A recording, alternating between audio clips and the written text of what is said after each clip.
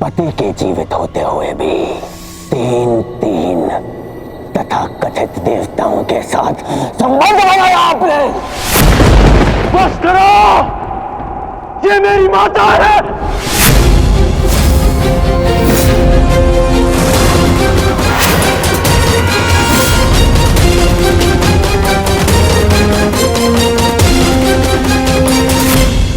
ये भले ही पांडवों की जन्ममाता है, परंतु ये तुम्हारी मां समान है।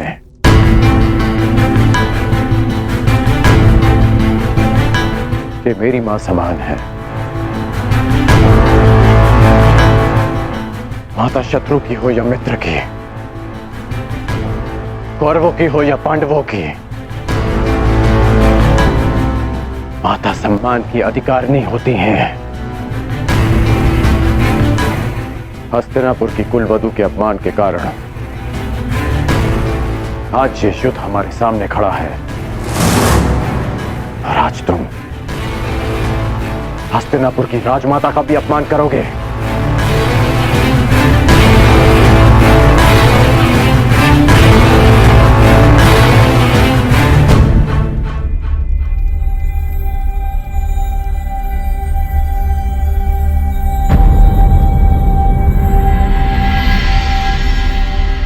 मैं बताता हूं कि हमारे मध्य क्या बात हुई थी। माता कुंती मेरे पास आई थी अर्जुन की सुरक्षा का वचन मांगने, और तुमने उसे स्वीकार कर लिया।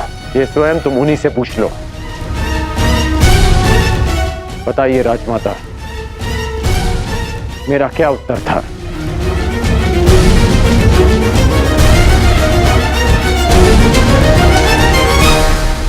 लड़ने का, युद्ध के अंत तक या अर्जुन जीवित रहेगा या फिर वो। उसने ये भी कहा कि वो अपने मित्र से वो नहीं मोड़ सकता। परंतु ये बस। और कुछ मत कहिएगा मामश्री, कुछ मत कहिएगा।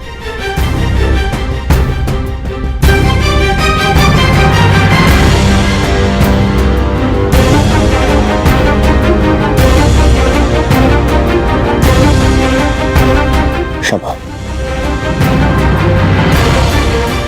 क्षमा कर दीजिए राजमाता। अपने अपने अपशब्दों के लिए मैं क्षमा प्रार्थी हूं। क्रोधवश मैं स्वयं से नियंत्रण खो बैठा था। मुझे क्षमा कर दीजिए माता।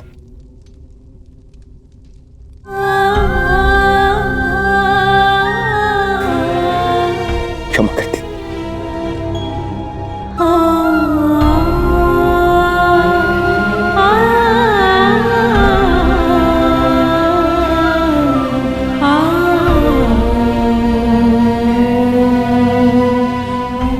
अब आज्ञा दीजिए युवराज। अब जब भी आपका आदेश आएगा तो आपका ये सेवक अपने प्राण थाली में सजाकर आपको अर्पित करने के लिए सामने आ जाएगा। बस एक निवेदन है कि फिर से मुझे निष्ठाहीन, कायर और द्रोही मत कहिएगा।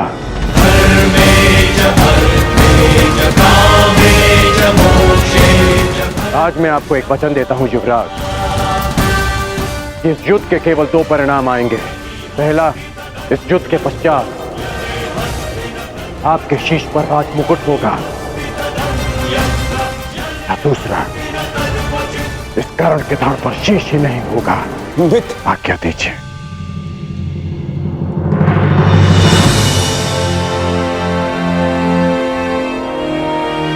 क्षमा कर दो मुझे, क्षमा कर दो। मैं उस छलिए के माया से भ्रमित हो गया था मित्र, मैं भीत हो गया था, स्वयं पर से विश्वास खो बैठा था और तुमसे भी। मुझे लगा कि कहीं वो चलिया मुझसे मेरा मित्र छीन न ले। मुझे क्षमा कर दो मित्र।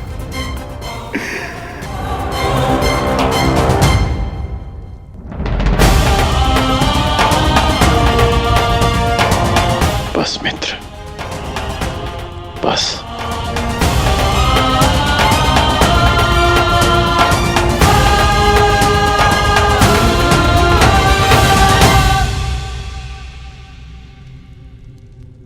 मेरे जीवन के अंतिम क्षण तक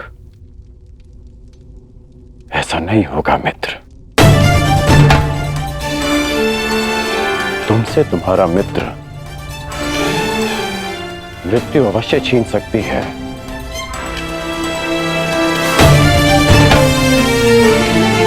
परंतु तुम्हारी मेरी मित्रता कोई नहीं छीन पाएगा।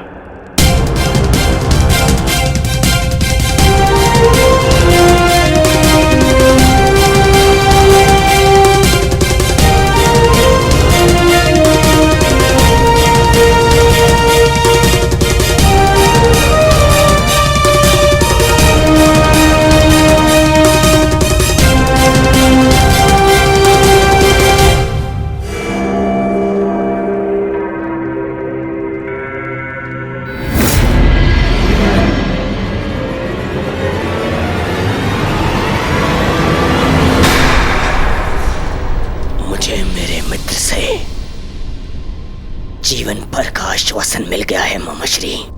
अब कभी मेरे मन में मेरे मित्र के विरोध में विष भरने का प्रयास मत करना। मेरा मित्र मेरे साथ है।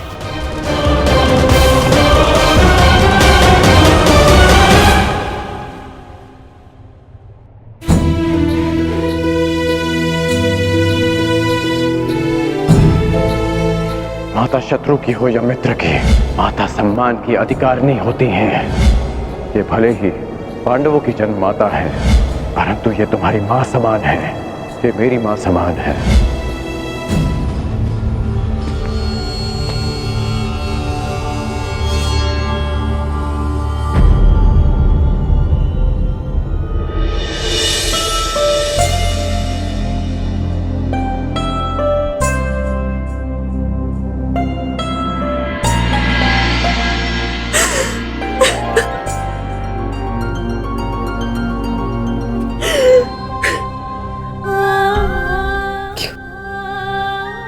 तुमने ऐसा किया?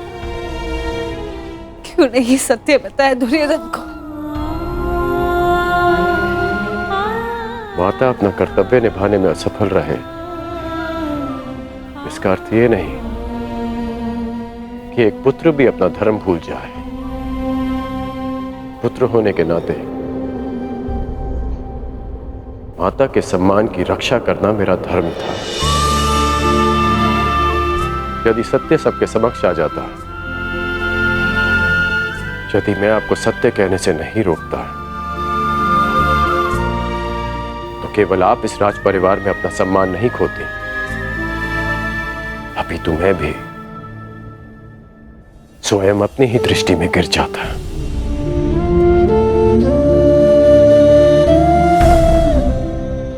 मानता हूं कि मैं आपसे शुद्ध हूं, परंतु आप ही का पुत्र होना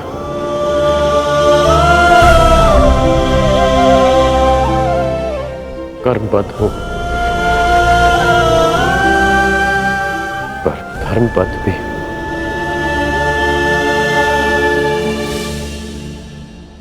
कहां से लाए उतना साहस?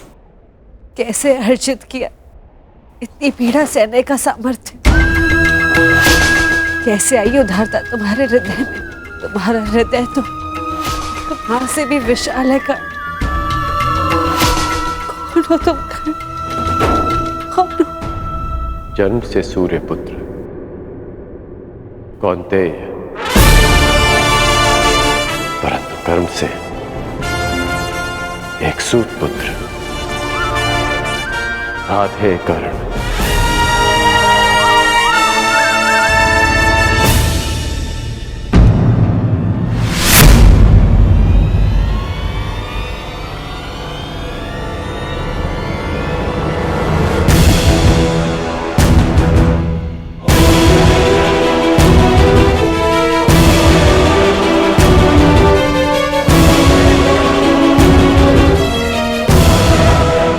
अंगराज, मैं कुंती से एकांत में बात करना चाहता हूं।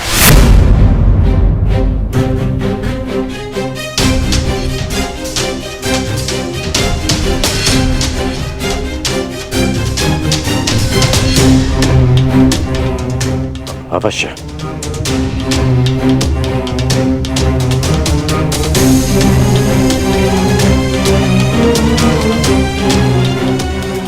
बड़ी बात।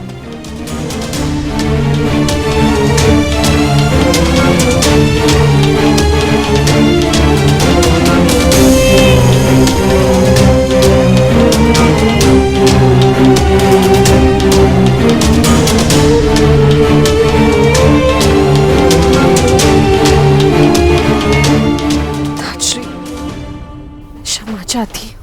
तुम क्यों क्षमा मांग रही हो पुत्री? क्षमा का पात्र तो मैं स्वयं हूं। मैं एक मां से क्षमा मांगने आया हूं जिसके पुत्र एक महायुद्ध में फंस गए हैं, जिसकी उत्तरदायी तुम नहीं, मैं ही क्या, समस्त महारथी, आचार्य, हम सभी, हम इस युद्ध को रोकने में सक्षम थे, परंतु रोक नहीं पाए। इस बात से मन संतुष्ट है कि तुम्हारे सभी पुत्र धर्म के पक्ष में हैं। यदि उनमें से कोई एक भी मेरे पक्ष में होता तो मैं उसकी रक्षा के लिए कुछ नहीं कर सकता था।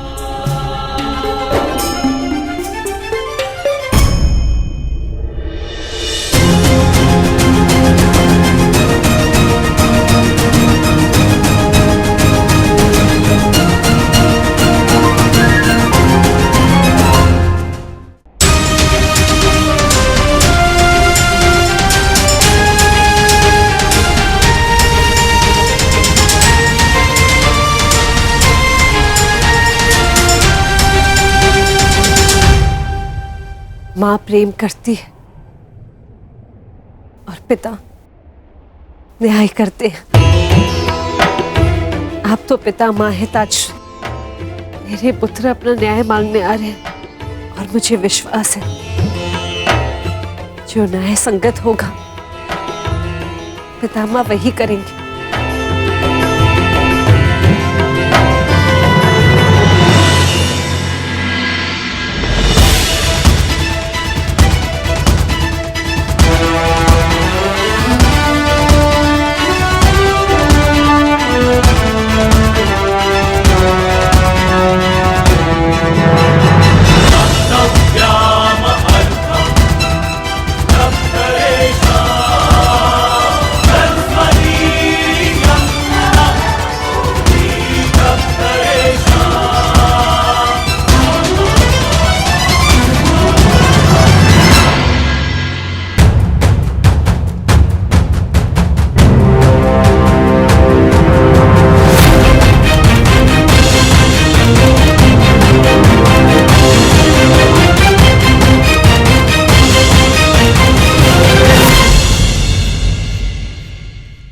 माता, क्या आज मैं आपसे कुछ मांग सकता हूँ? हाँ पुत्र, अवश्य। जिस युद्ध में मैं आज जा रहा हूँ माता, वहां या तो मैं विजयी होके लौटूंगा और या फिर वीर गति को प्राप्त हो जाऊंगा। जीवित वापस आने की और वीर गति को पाने की संभावनाएं समान है माता, यदि जीवित वापस आया तो कोई बात नहीं, परंतु वीर गति पाई तो सदा एक घाव मन में रह जाएगा माता। घाव कि मेरी माता ने कभी मुझे देखा ही नहीं और मृत्यु के पश्चात भी उन्हें मेरा मुख स्मरण ही नहीं होगा। माता बस एक विनती है, युद्ध से पूर्व एक बार, बस एक बार मुझे अपनी दृष्टि से देख लीजिए माता। बस एक बार अपनी माता की ममता भरी दृष्टि अपने आप के ऊपर डालना चाहता हूं माता। मैं जानता हूं पिताश्री के लिए ये संभव नहीं है माता, परंतु आप तो एक बार मुझे देख ही सकती माता। आपकी कृपा दृष्टि मेरे लिए आशीर्वाद होगी माता। बस एक बार।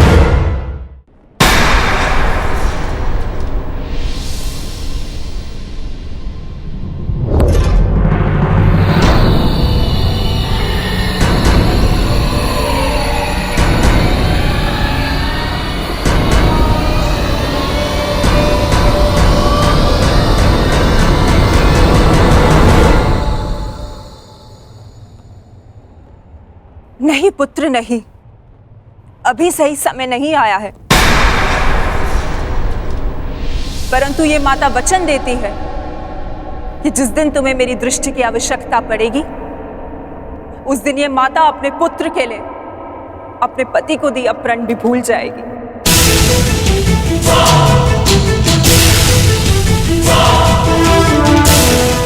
जाओ पुत्र जाओ, जाओ और एक दूसरे का रणभूमि में ध्यान रखना, क्योंकि वहां तुम सब ही एक दूसरे के माता, पिता, बंधु एवं सखा होगी।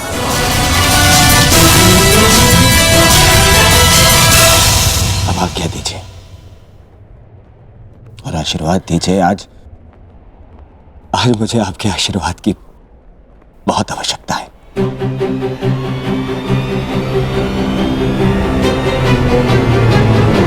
कल्याणमस्तु पुत्र, तुम सभी का कल्याण।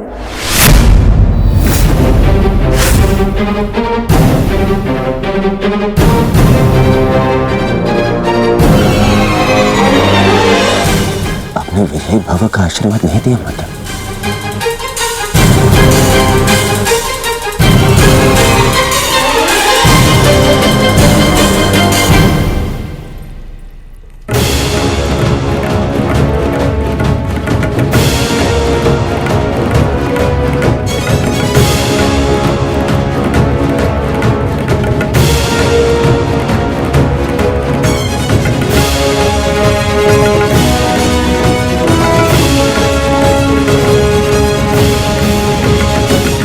आशा करती हूँ वृकोदर, युद्ध समाप्त होने के पश्चात आपकी पत्नी पुनः अपने केश बांध सकेगी। मुझे विश्वास है पांचाली, इस आने वाले युद्ध में मैं वृकोदर भीम उस दुशासन की छाती फाड़कर उसके छाती के लहू से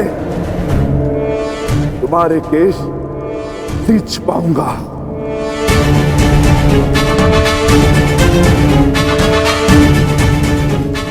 हर हर महादेव! हर हर महादेव! अधिकाराणां प्राप्त्यर्थं साम्राज्यर्थं न्यायानां अधिकाराणां प्राप्त्यर्थं साम्राज्यर्थं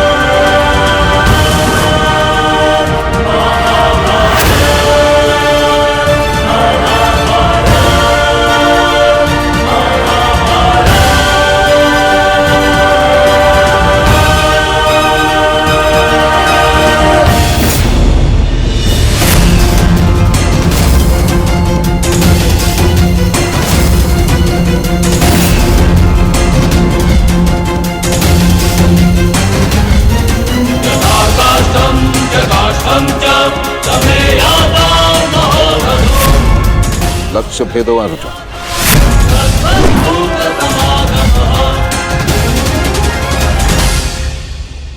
मैं नहीं चाहती कि मेरा कोई भी पुत्र एक दूसरे का वध करे।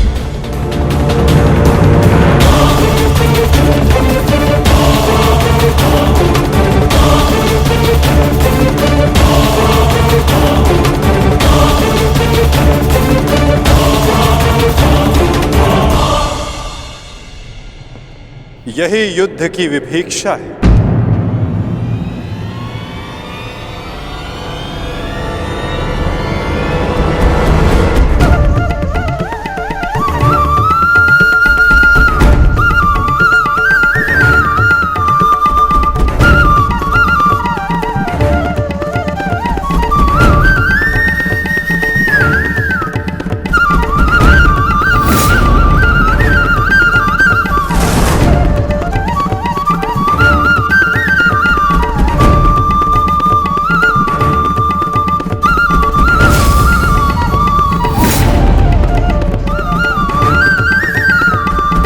चाहे जो भी पक्ष जीते, परंतु हानि दोनों ही पक्षों को होती है।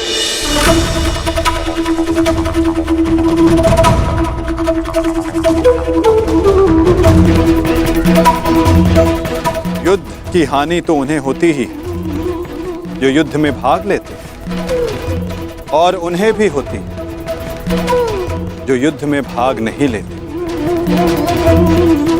और अब जो मैं बताने जा रहा हूं, यहाँ उपस्थित कुछ लोगों को ये ज्ञात है, और जिन्हें ज्ञात नहीं है वो इस बात को जान लें।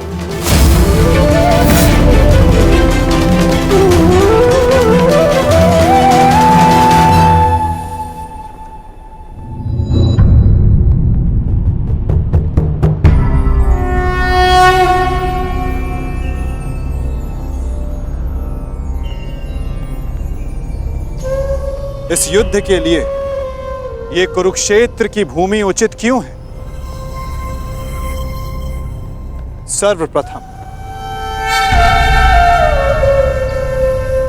ये धरती कुरुवंश के अधिकार में आती, इसलिए इस धरती पर कौरव और पांडव इन दोनों का समान अधिकार है।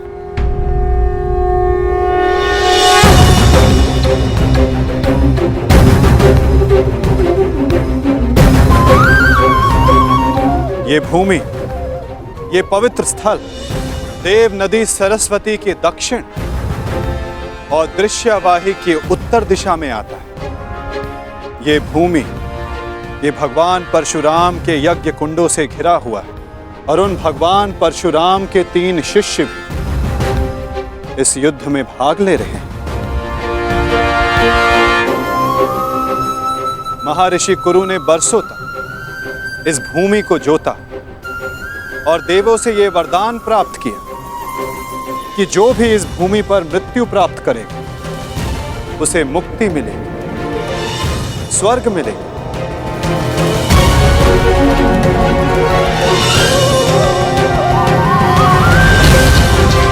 और जिसे विजय प्राप्त हो उसे न्याय मिलेगा।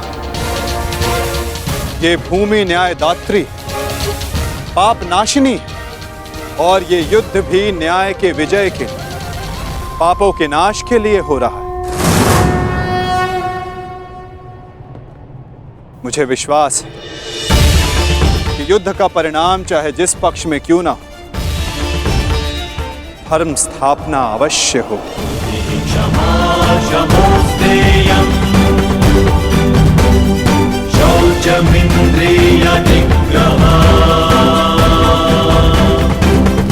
आज से 1 सप्ताह के बाद युद्ध की तिथि निर्धारित हुई। दोनों ही पक्षों के पास युद्ध की तैयारियां करने के लिए 1 सप्ताह का समय है।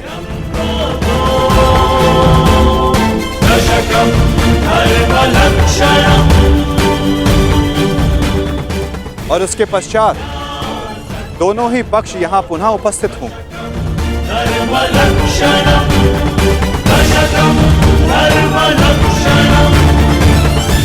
युद्ध के नियम निर्धारित करें, फिर आरंभ होगा। महाभारत का।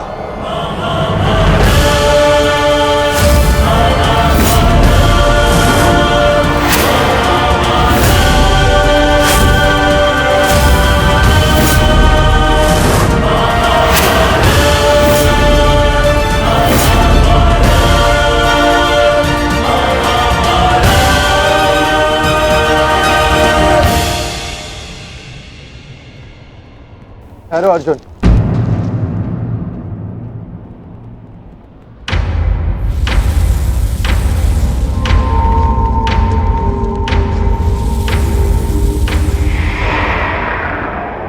युद्ध से पहले भी आप हमारे श्रद्धेय थे, युद्ध में भी होंगे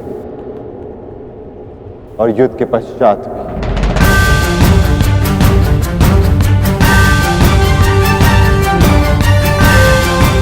प्रणिपात। आयुष्मान भव।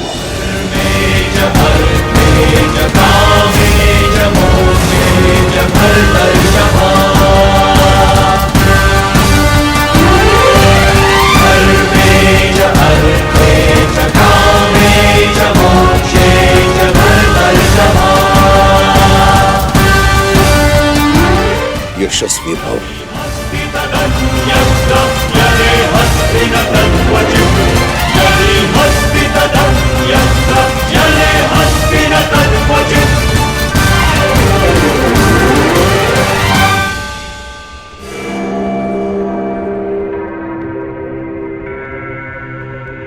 ये क्या था पितामह, जिन्हें हम युद्ध में परास्त करके उनका अंत करना चाहते हैं, उन्हें आप लंबी आयु का आशीर्वाद दे रहे हैं? ये दुर्योधन जब छोटे आशीर्वाद मांगे तो उनको आशीष देना बड़ों का कर्तव्य है। तुम यदि अपने ज्येष्ठ युधिष्ठिर से आशीर्वाद मांगोगे तो अवश्य तुम्हें आशीर्वाद देगा। इतनी बड़ी सेना है तुम्हारे पास, मेरे केवल एक आशीर्वाद देने से तुम अपना आत्मविश्वास खो बैठे। तुमने जो चाहा तुम्हें मिला, वो सब कुछ तुम्हारे पास है जो तुम्हें चाहिए। मैं तुम्हारे पक्ष में इस युद्ध में खड़ा हूं, परंतु पांडवों को भी मेरे आशीर्वाद का अधिकार है।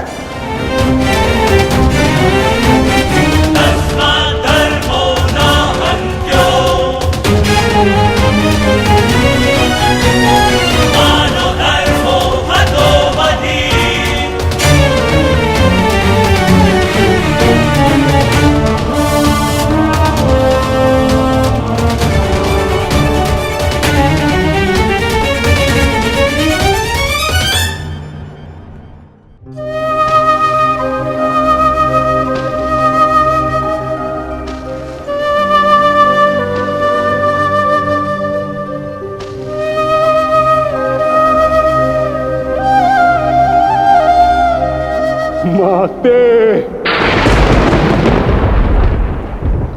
प्रकट होइए माते। आपका गंगा पुत्र भीष्म आपके समक्ष उपस्थित है।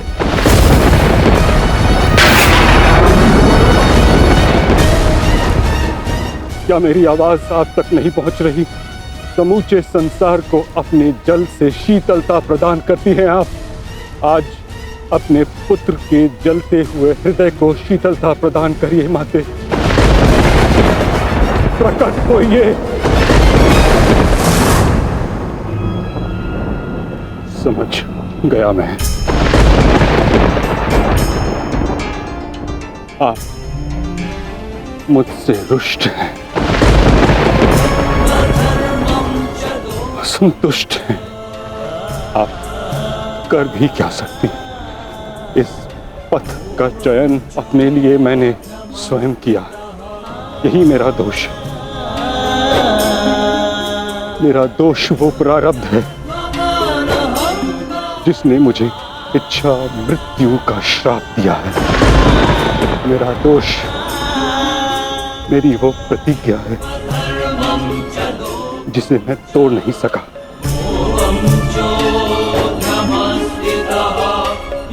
रही बात आज आपका ये पुत्र आपके आशीर्वाद के बिना ही युद्ध में भाग लेने जा रहा है। अपनी भूल के लिए भाग्य को दोष देना उचित नहीं है गंगापुत्र।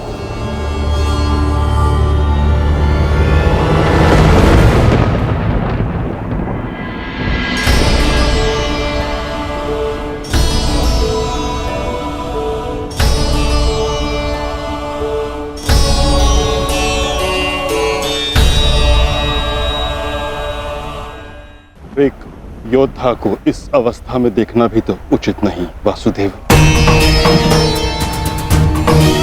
मेरे समक्ष केवल एक योद्धा ही कहां खड़ा है। मैं तो उस पुत्र को, उस पितामह को देख रहा हूं जिसकी दृष्टि में अपराध बोध है और मन में पश्चाताप की अग्नि। सत्य कहा आपने।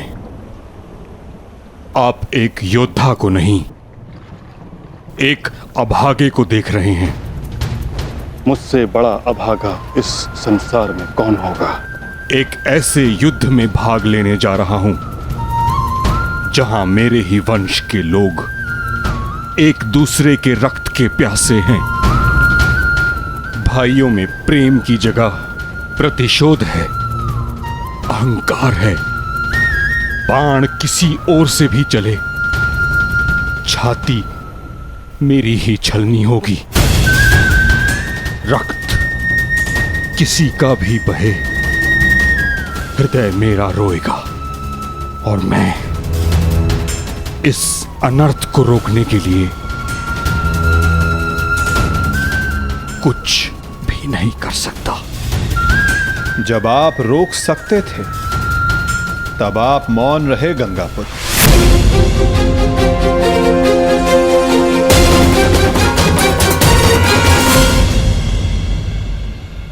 इस युद्ध को संभव बनाने में आपका भी योगदान है गंगापुत्र। उस अधर्म के आप भी भागीदार थे।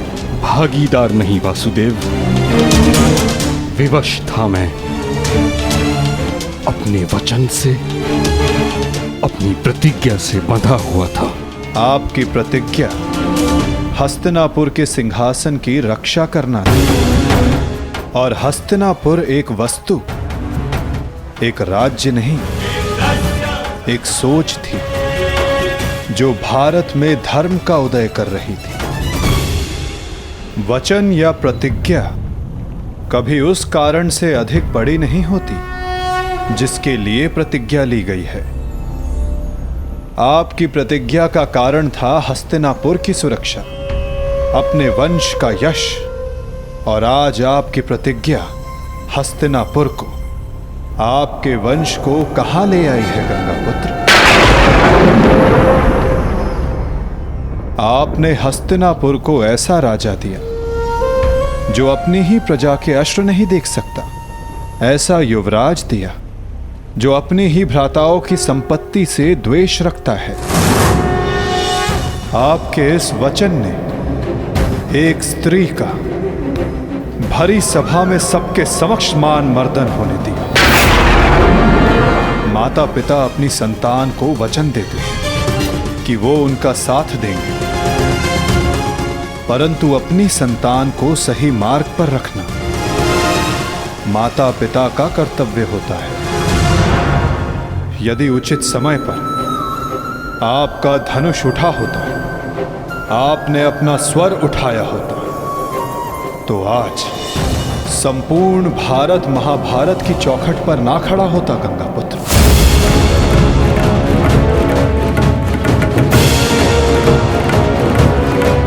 आपकी इस प्रतिज्ञा को पूर्ण करने के लिए कितना बड़ा मूल्य चुका रहा है ये संसार। समय आ गया है कि उस प्रतिज्ञा को तोड़ दिया जाए, क्योंकि उचित और अनुचित की परिभाषा प्रतिज्ञा से नहीं, अंतरात्मा की पुकार से बंधी होती है गंगापुत्र। ये चुनाव आपका था और इसका फल भी आप ही भोगेंगे। अपने चुनाव के लिए आप स्वयं उत्तरदायी हैं गंगापुत्र, ना कि आपकी प्रतिज्ञा और ना ही आपका प्रारब्ध। ठीक कहा आपने वासुदेव। मैं अपने चुनाव का उत्तरदायित्व अपने सर लेता हूं।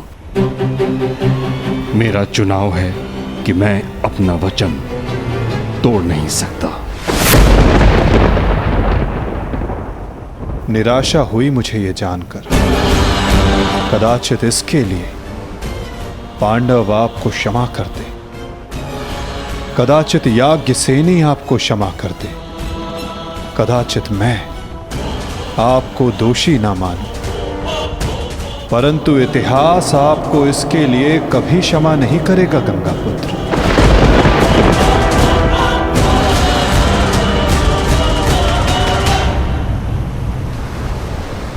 रुकिए वासुदेव, मैं नहीं चाहता कि मुझे क्षमा मिले।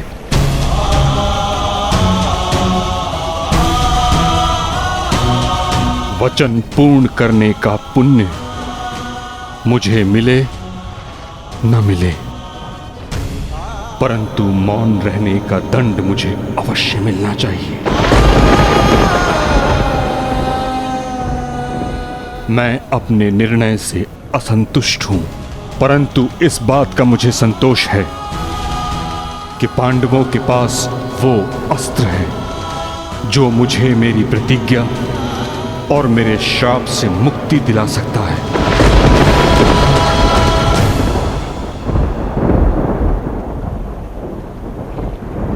आप भली भांति जानते हैं कि मैं किसके विषय में बात कर रहा हूं, किंतु पांडवों को इसका ज्ञान नहीं। उनका मार्गदर्शन आपको करना होगा वासुदेव। भीष्म नामक समस्या का समाधान आप उनको सुझाएंगे। समाधान अपने गंतव्य तक पहुंचने को है गंगापुत्र।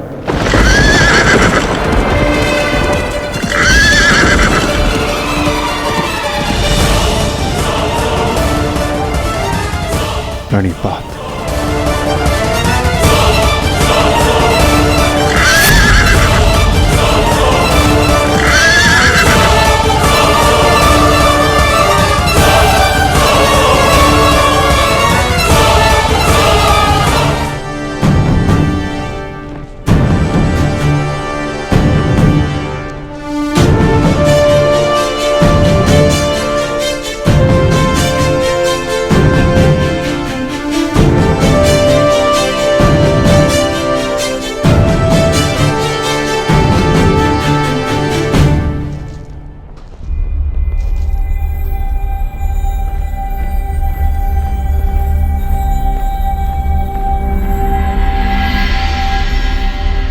पिताश्री, आप इस भूमि को प्रणाम क्यों कर रहे हैं? क्योंकि ये एक अति पावन भूमि है जहां मेरे गुरु परशुराम ने तपस्या की। परंतु अब ये एक युद्ध भूमि है। अब यहां तपस्या नहीं, शत्रुओं का संहार होगा। एक योद्धा के लिए युद्ध भूमि उसकी कर्म भूमि, धर्म भूमि और यज्ञ भूमि होती है, मंदिर के समान पवित्र होती है। परंतु पिताश्री, मेरी दृष्टि में ये सोच एक योद्धा को युद्ध में निर्बल बनाती है। मेरा मानना है कि योद्धा जब तक क्रोधित ना हो तब तक वो प्रहार नहीं कर सकता। नहीं, क्रोध में किया गया प्रहार शत्रु से अधिक स्वयं को हानि पहुंचाता है।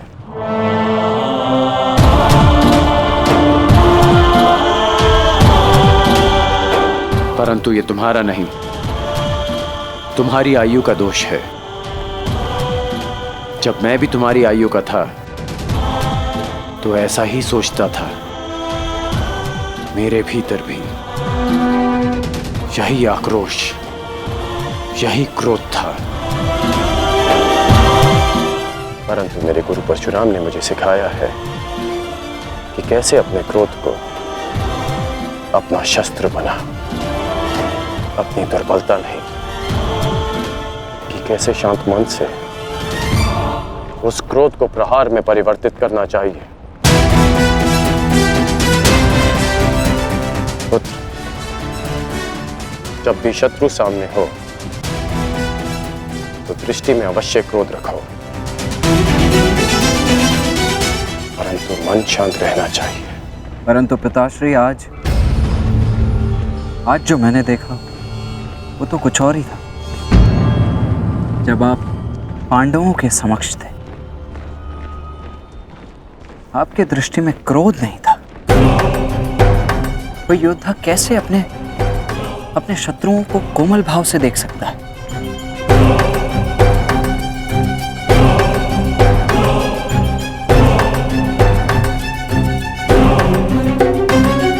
आवश्यक नहीं कि हर कोई जो हमारे विपक्ष में खड़ा हो, हमारे विरोध में खड़ा हो, वो हमारा शत्रु हो।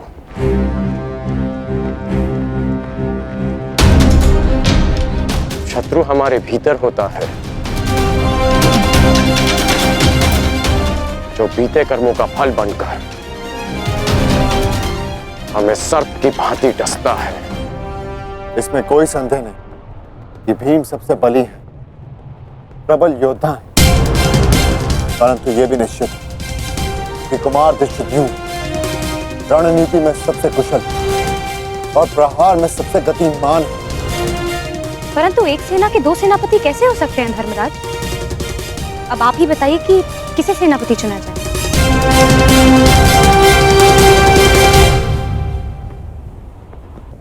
मेरा निर्णय यह है कि हमारी सेना के नेतृत्व के लिए सबसे अधिक योग्य एक विकल्प शेष है युधिष्ठिर।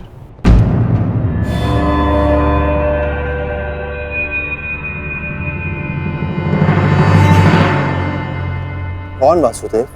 सेनापति पद के लिए भीम से अधिक कुशल और कौन हो सकता है? भीम की कुशलता पर मुझे कोई संदेह नहीं, परंतु हमें एक ऐसा सेनापति चाहिए जो युद्ध में गंगा पुत्र के समक्ष खड़ा हो सके।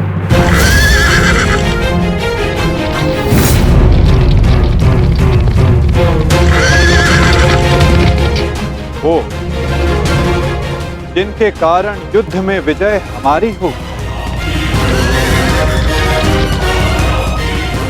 और वो केवल एक ही जो कौरवों के सेनापति गंगापुत्र भीष्म का सामना कर सकती है।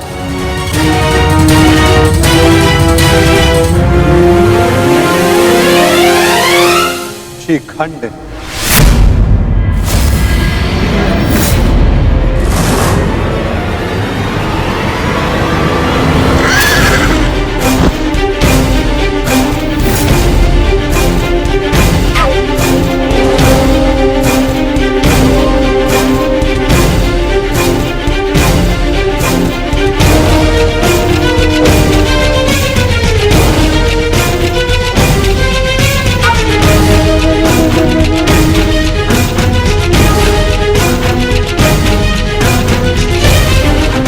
प्रणिपात, ये युद्ध केवल आपका नहीं, मेरा भी है। हर उसका है जिसको कौरवों के अन्याय से कष्ट हुआ है। और मैं वचन देती हूं, कौरवों को परास्त करने के लिए मैं पूरा प्रयास करूंगी। हर हर महादेव! हर हर महादेव! हर हर महादेव! हर हर महादेव! हर हर महादेव!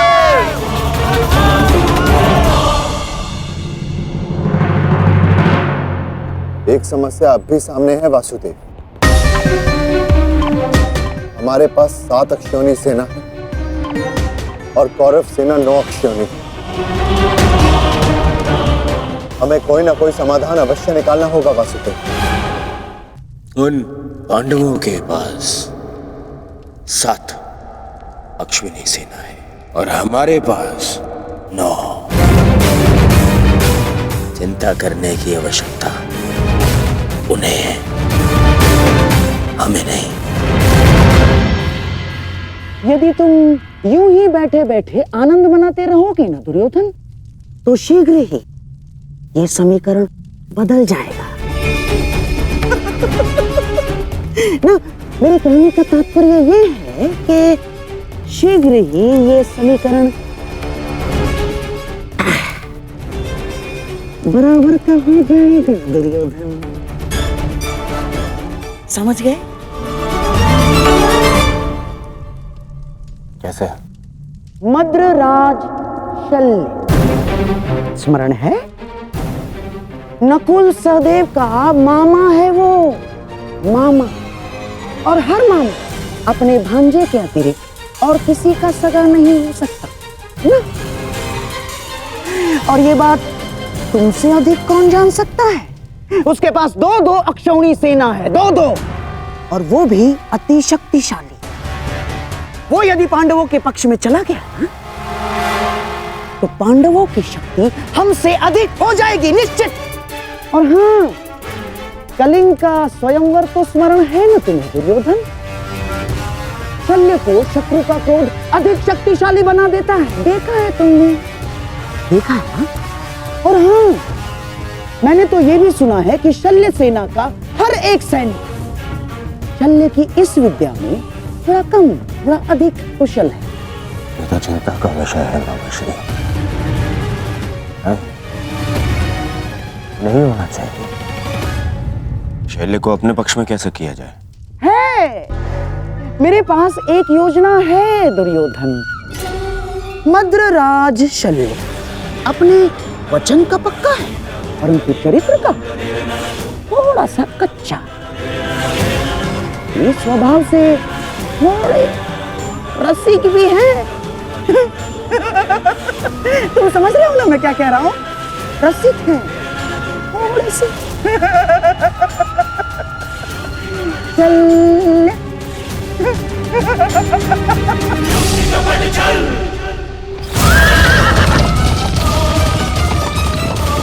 शीघ्रता करो सारथी, पांडु के शिविर तक पहुंचने में और कितना समय लगेगा?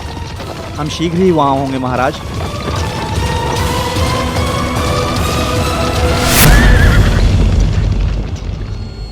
रथ क्यों रोका? मार्ग में कोई है महाराज। इसका साहस जो मद्रराज का मार्ग रोक सके। मद्रराज की कोई सूचना अनुजो? अब तक मामाश्री का कोई समाचार नहीं आया है। समझ में नहीं आता किस कारणवश उन्हें इतना विलंब हो रहा है। प्रतीक्षा केवल दुर्बल करते हैं नकुल, योद्धा केवल प्रयास करता है। युद्ध आने को है, कहीं ऐसा ना हो कि तुम प्रतीक्षा करते रह जाओ और शत्रु अपने प्रयास में सफल हो जाए।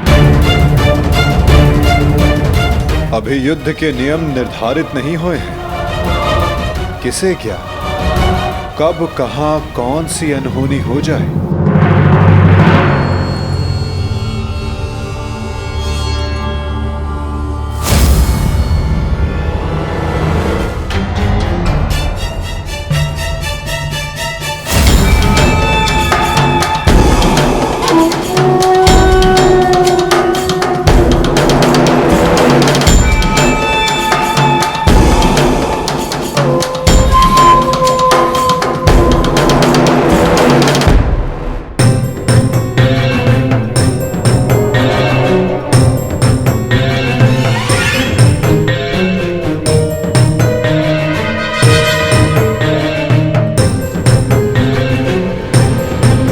प्रणिपात्र मद्रराज। कौन है आप? आपकी सेविकाएं। आपकी यात्रा बहुत लंबी है, आपकी सेवा के लिए आए हैं, आपको आपके गंतव्य स्थान तक पहुंचाने। किसने आपको भेजा है? वासुदेव। वासुदेव? वासुदेव को हमारा धन्यवाद कहिएगा, परंतु मुझे आज विलंब हो रहा है। प्रणाम। मर्तराज, क्या आप हम दोनों को दंडवीर बनाना चाहते हैं?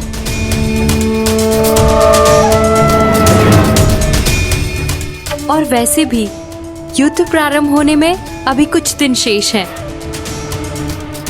मद्रराज, कहीं आप ये तो नहीं मानते कि हम इतने सुंदर नहीं हैं कि आप हमें आपकी सेवा का अवसर प्रदान कर सके? मद्रराज, युद्ध में जाने से पहले आपकी थकान का शांत होना बहुत आवश्यक है।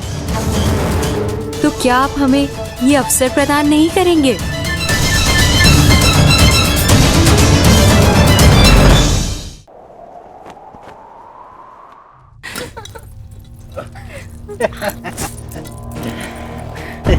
सेवा का आनंद ले रहे हैं ना?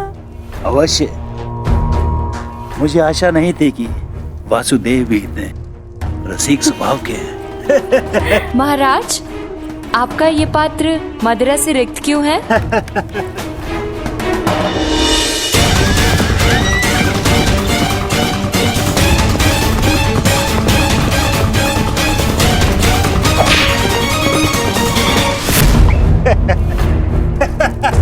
महाराज, हमसे क्या भूल हुई? अभी तो आप युद्ध का आनंद उठाते रहे, लेकिन हमें भी तो आप अपनी सेवा का आनंद लेने दीजिए।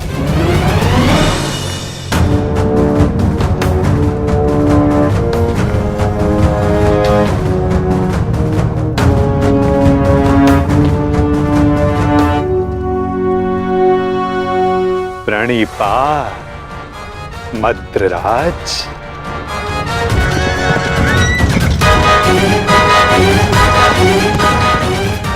आशा करता हूँ कि इस वासुदेव से अतिथि सत्कार में कोई त्रुटि ना रह गई हो। नहीं नहीं वासुदेव, ये तो मेरे जीवन का सबसे उत्तम सत्कार था।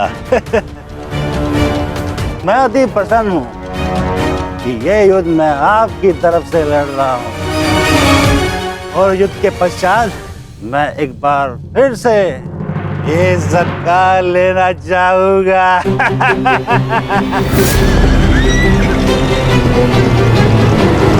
अवश्य, ऐसा सत्कार मैं आपका एक बार क्या कई बार करवाऊंगा, परंतु मैं आपसे आश्वासन नहीं मांग रहा हूं। मैं आपसे वचन चाहता हूं कि इस युद्ध में आप पूर्ण बल से और पूर्ण मनोयोग से हमारी सहायता करेंगे ना आप मद्रराज? आपको मेरे आश्वासन पे संदेह है? तो ठीक है, मैं आपको वचन देता हूँ कि जिसने मेरा ऐसा उत्तम सत्कार किया है, मैं युद्ध के अंत तक उसके पक्ष से लड़ूंगा। मैं आपको वचन देता हूँ कि प्राण जाने तक मैं शल्य अपने अतिथि की ओर से अपने शत्रुओं का नाश करूंगा।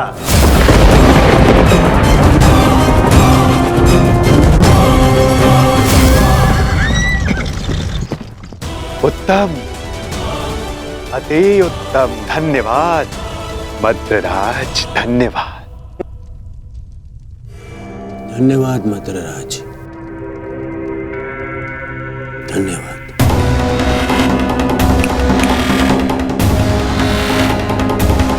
मैं दुर्योधन कौरवों की सेना में आपका स्वागत करता हूँ। तुमने सत्कार किया था मेरा, ये भ्रम में रख के मुझसे वचन लिया। छल किया है तुमने मेरे साथ, छल किया है वासुदेव ने पांडवों के साथ। छल। ये वो छलिया वासुदेव नहीं, ये है मेरा मित्र पुंडरीक वासुदेव।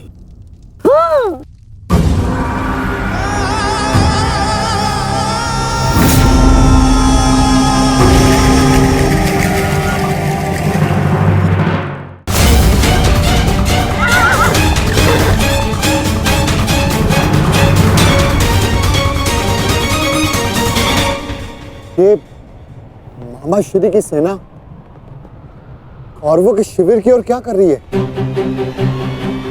केश, ये सोचने का नहीं, बढ़ने का समय है। तुम सबको महाराज शांत हो जाइए, शांत।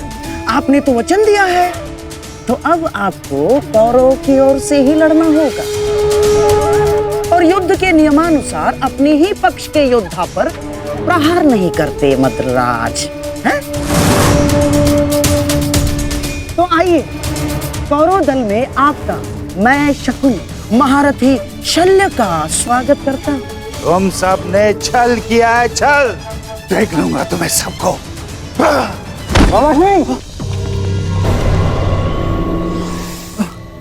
ये सब क्या हुआ?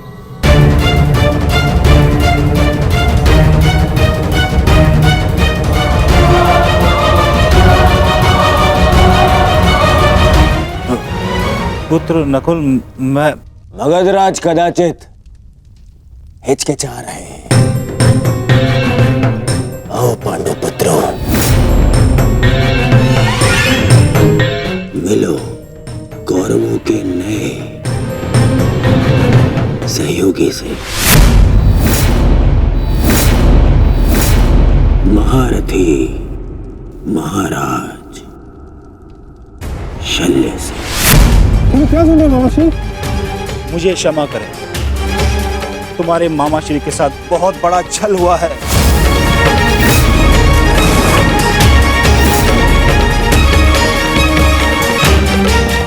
मुझे भ्रम में रखकर वचन लिया गया है मुझसे। भ्रम से ही सही, परंतु आप वचन के भार से बद्ध है मद्रराज। दुर्योधन, तुमने हमारे साथ छल किया है। मामाश्री ने सबसे पहले हमें आश्वासन दिया था। शांत विकोधर, शांत। पांडवों को आश्वासन मिला था, परंतु कौरवों को वचन मिला है विकोधर, वचन। और वचन वचन होता है, उसे तोड़ा नहीं जा सकता। परंतु यदि महाराज शैल्य वचन भंजक होने का कलंक अपने मस्तक पर लेना चाहते तो वो यहां से जा सकते हैं।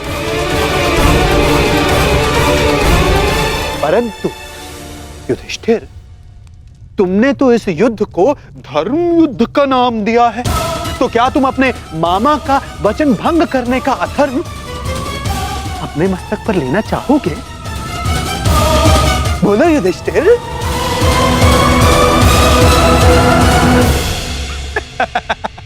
ये सब तुमने किया है पाखंडी।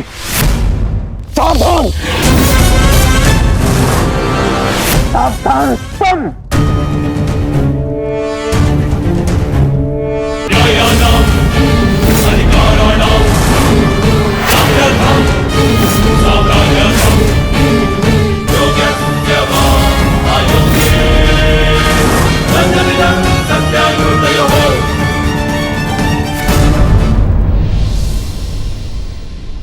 रुक जाओ दुर्योधन। नहीं मामाश्री, आज मेरे मध्य मत आइए। ये बहुत हो गया, बहुत हो गया इन पांडवों का। आज अभी और इसी क्षण इन पांडवों को और इस युद्ध को समाप्त कर दूंगा मैं। और मुझे भी कोई कारण नहीं दिखता कि मैं तुम दोनों को अभी उसी समय समाप्त न कर डालूं। कारण है मेरे पास भीम, है कारण, परंतु वो कारण मैं तुम्हें नहीं बताऊंगा, तुम्हारे ज्येष्ठ भ्राता युधिष्ठिर को बताऊंगा। क्यों धर्मराज, आप तो स्वयं धर्म के प्रतीक हैं। आपसे ऐसे अधर्म की आशा नहीं की थी मैंने। अधर्म आपने किया है मामाश्री। आपने मामाश्री शल्य को अपनी चाल में फंसा। कोई छल नहीं किया, कोई अधर्म नहीं किया है मैंने।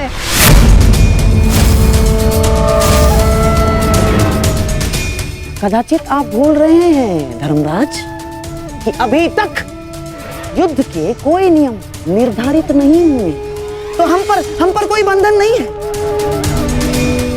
हम अपना पक्ष बढ़ाने को पूर्ण स्वतंत्र हैं, और हमने जो कुछ भी किया ना धर्मराज, वो हमारा अधिकार था।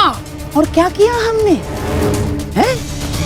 हमने केवल और केवल एक अतिथि का सत्कार किया, बस। मातृदेव भव, पितृदेव भव, आचार्य देव भव, अतिथि देव भव। पढ़ा होगा आपने, हैं? अपने धर्म में। तो बताइए, एक अतिथि का सत्कार करना क्या दंडनीय है? और कोई छल नहीं किया इस पौंड्रक वासुदेव ने। अतिथि ने पौंड्रक वासुदेव को अपना परिचय पूछा तो उन्होंने बता दिया, उसमें क्या भूल की?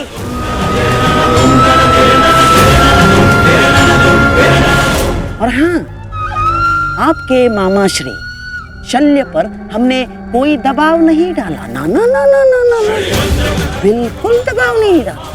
अपितु हमारे आतिथ्य से प्रसन्न होकर हमारे साथ रहने का उन्होंने हमें वचन दिया स्वयं।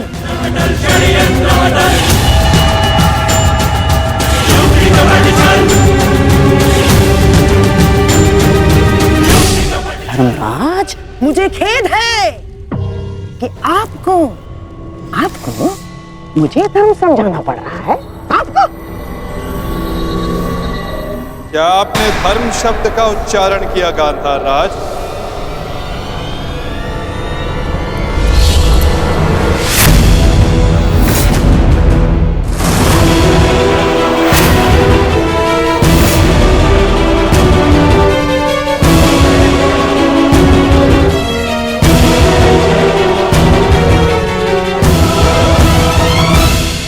धर्म अधर्म का ज्ञान आपके मुख से सुनकर आश्चर्य हुआ, उनके मुख से जिन्होंने स्वयं कभी धर्म की सीमा का मान न रखा, न राजभवन में, न उत्तराधिकारी के चुनाव में,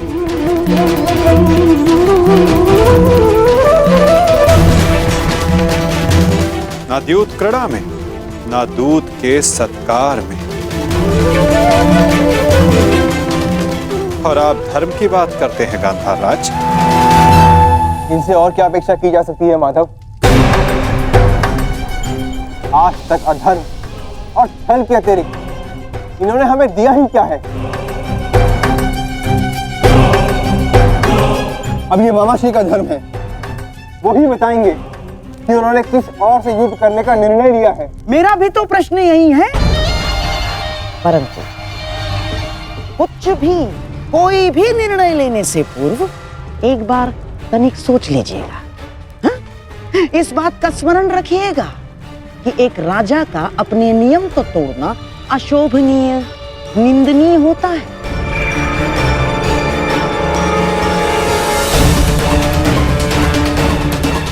कैसे आपकी प्रजा आपका सम्मान करेगी जो राजा अपने दिए हुए वचन को तोड़ देता है, दिए हुए वचन से पलट जाता है? क्या क्या मुख लेके जाएंगे आपके प्रजा के समक्ष आप? तो युद्ध में आप किसका साथ देंगे? अपने भांजों का या अपने वचन का सम्मान करेंगे, मान करेंगे? पुत्र नकुल, मुझे क्षमा कर दो, परंतु मेरे पास कोई विकल्प ही नहीं है।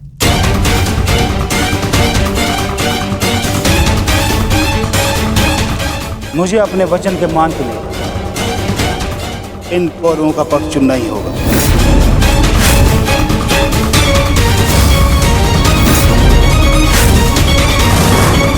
तो ठीक है मामाश्री, अब हम भी आप पर प्रहार करने के लिए सज रहेंगे।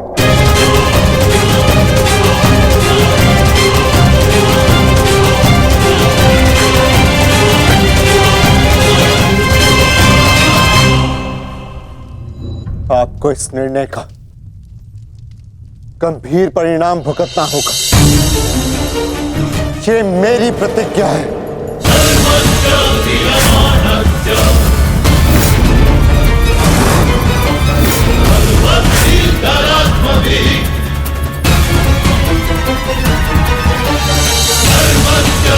पुत्र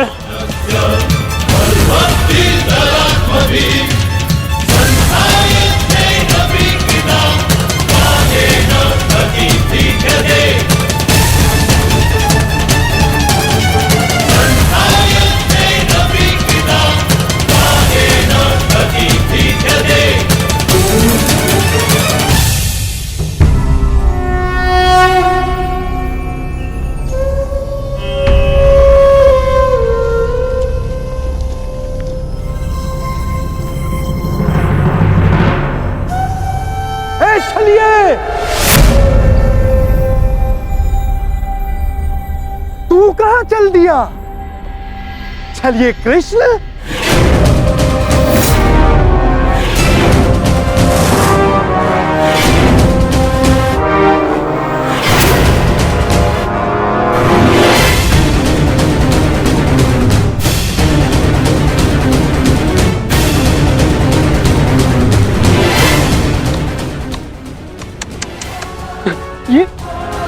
ये क्या देख रहा हूं? वो कृष्ण जिसके मुख से मुस्कान कभी जाती ही नहीं थी, आज वो इतना गंभीर मुख बनाकर बैठा है, इतना विद्रूप मुख बनाकर बैठा है।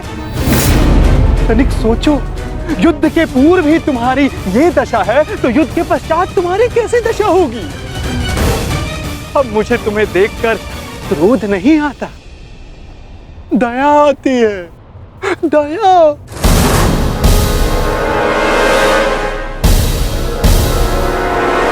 तुम्हारी सेना तुम्हारी नहीं रही, तुम्हारा पुत्र, उसने भी तुम्हारा साथ नहीं दिया, तुम्हारा भाई, उसने तुम्हारा पक्ष नहीं चुना, सब कुछ छीन लिया गया तुमसे।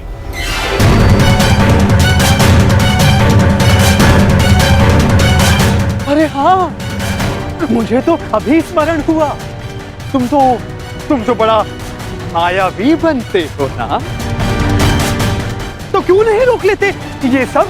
हाँ, रोक लो, रुको।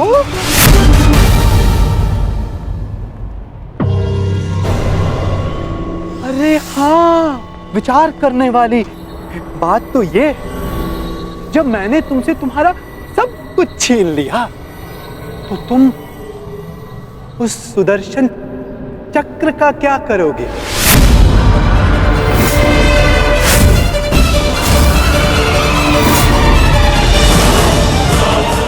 क्या करोगे तुम उस सुदर्शन चक्र का?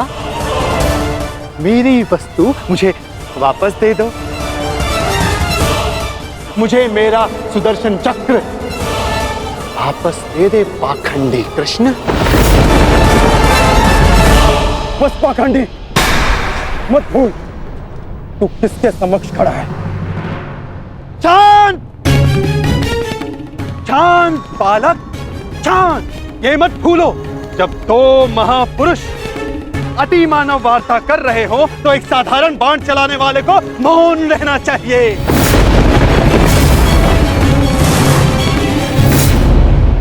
दुष्ट पौंड्रक, मैं आज ये सिद्ध कर देता हूं तू कितना बड़ा अतिमानव है।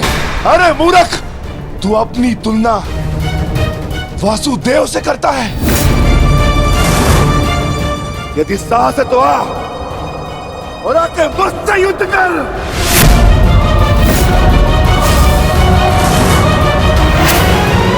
मूर्ख तो तुम पांडु पुत्र हो।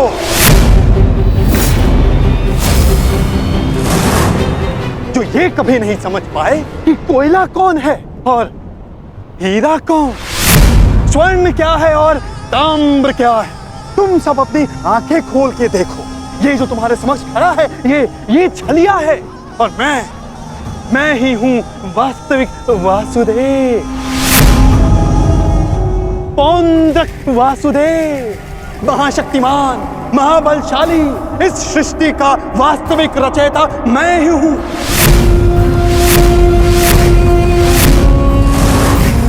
यदि मैं चाहूं तो तुम सबको एक क्षण में तुम सबका अंत कर सकता हूं।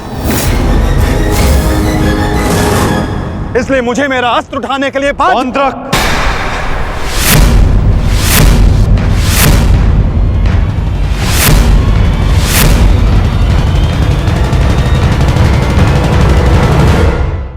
अपनी सीमा लांघने का दुस्साहस मत करो।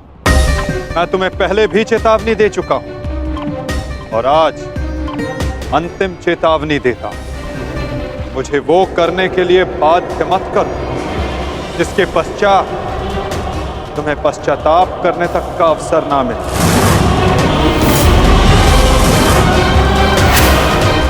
जाओ यहां से पौंड्रक।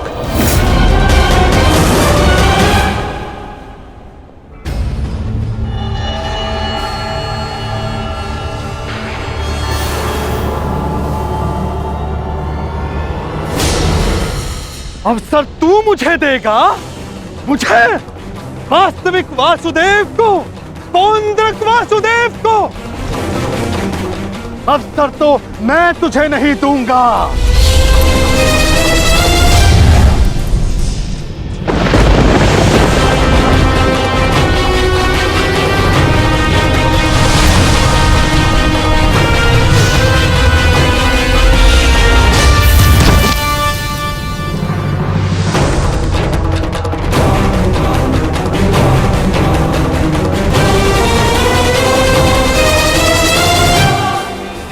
दृष्टि से बाण शक्ति से जीते ये सारा रण, शांत चित धरे आत्मबल भरे जीते हर बाधा कर, छूट ना पाए लक्ष्य हो जाए सूक्ष्म सा छुपा होकर, वेग है सूर्य तेज है कवच चढ़ा इसके। दोबारा ऐसा दुस्साहस मत करना, अन्यथा कुछ करने के योग्य नहीं रह जाओगे पौंड्रक। मेरे पक्ष में होकर मुझे पर प्रहार करता है मूर्ख दुर्योधन। ये तुम्हारा मित्र है या शत्रु? तुम्हें पूर्ण विश्वास तो है ना कि ये हमारे ही पक्ष में है? इस सूत पुत्र मित्र को समझा दो कि मेरे और उस पाखंडी कृष्ण के मध्य आना बंद करे, अन्यथा तुम्हारे मित्र को दुष्परिणाम भुगतना होगा। मित्रगण, पौंड्रक उचित कह रहा, तुम हमारे पक्ष में हो, पौंड्रक को वासुदेव पर प्रहार करने से क्यों रोका? क्योंकि मैं वीर दुर्जय योद्धा दुर्योधन के पक्ष में हूं। पीठ पीछे वार करने वाले को कायर कहा जाता है, वीर नहीं। तो ये कहां का न्याय है मित्र? जहां एक निहत्थे पर पीछे से वार किया जाता है। क्या युद्ध से पूर्व ही हमारे पक्ष के योद्धा युद्ध के नियम भूल गए हैं?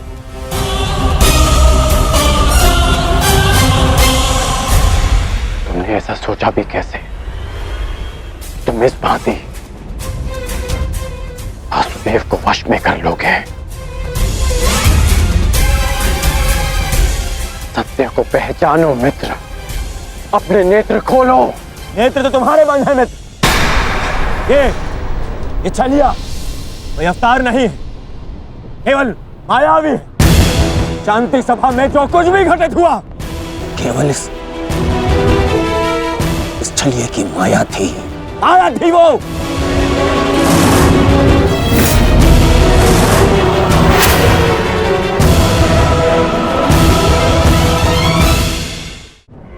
मित्र, तुम फिर से भूल कर रहे हो।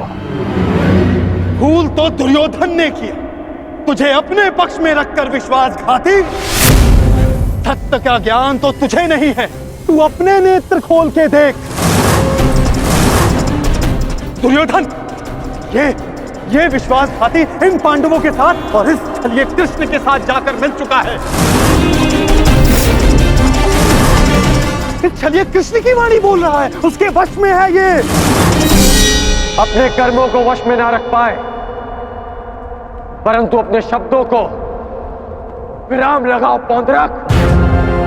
विश्वासघाती और छलिए तो तुम हो, जो स्वयं को किसी और के रूप में ढालना चाहता है। तुम एक अस्तित्वहीन घृणित जीव हो, जिसके पास ना कोई सम्मान है और न स्वयं की पहचान। तो अब एक सूत पुत्र मुझे मेरी पहचान और मान का ज्ञान देगा? पहचान तो मैं तुझे गया। तूने पांडवों और इस कृष्ण के साथ मिलकर दोनों तरफ संधि की है। मित्र दुर्योधन, ये विश्वासघाती युद्ध में तुम्हें अवश्य हानि पहुंचाएगा। नहीं। शांत हो जाओ अंगराज, शांत हो जाओ।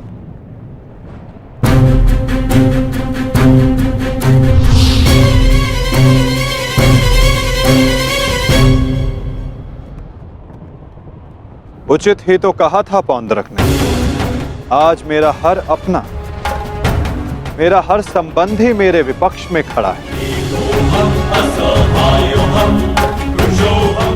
और अब तो मेरा नाम भी मेरा नहीं रहा, उसे पौंड्रक ने ले लिया। सत्य कहा तुमने पौंड्रक, तुम्हें वो अवश्य मिलना चाहिए जिसके तुम अधिकारी हो।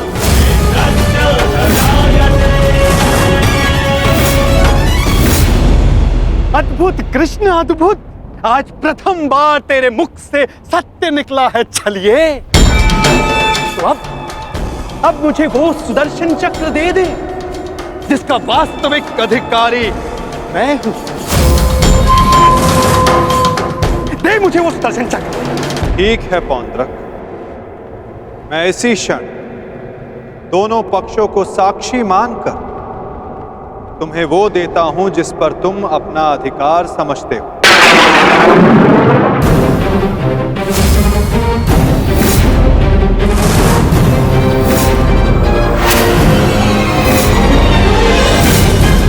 जो निश्चित रूप से तुम्हें वासुदेव में परिवर्तित कर देगा।